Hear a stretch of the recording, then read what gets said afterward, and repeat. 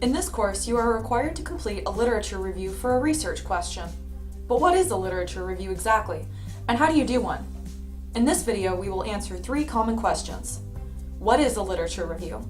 How do I search for literature? And how do I know when my literature review is complete? In some ways, a literature review is exactly what it sounds like, a review of the literature on a given topic.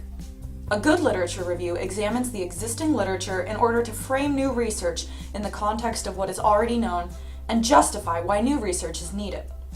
For example, a researcher wondering if adding fluoride to the water supply decreases dental caries and cavities will quickly discover during the literature search that further research really isn't needed on this topic.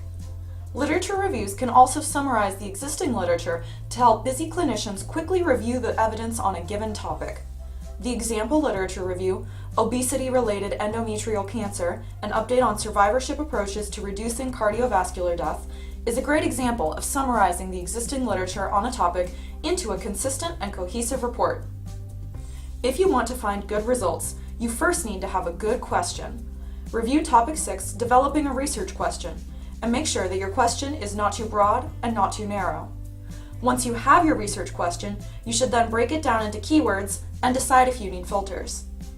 For example, if my research question is, do cinnamon doses lower fasting plasma glucose levels in patients with type 2 diabetes, some of my keywords may include cinnamon, fasting glucose level, and type 2 diabetes. I'll also want to try and think of alternative spellings, such as type 2 and type 2, or synonyms, such as the possibility of cinnamon being listed under the Latin genus, Cinnamonium. I'll also want to consider filters. For example, is it okay if my results include pediatric or geriatric studies? Should my results be only from within the US, or is it okay if I include results from other countries? Do I want to limit my results by a date, such as only showing results from the past 5, 10, 20 years? If this seems like a lot, remember that there are no right or wrong answers. Everything depends on your question and what you want to know. There is no set standard for how many citations constitute a literature review.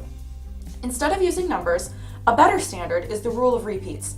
Generally speaking, you know you've examined all the relevant literature when you start seeing repeating citations or when you can find no new articles or information on your chosen topic.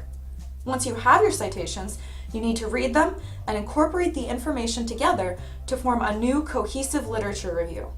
Your literature review should not have less than 10 articles and should not just be a list of citations.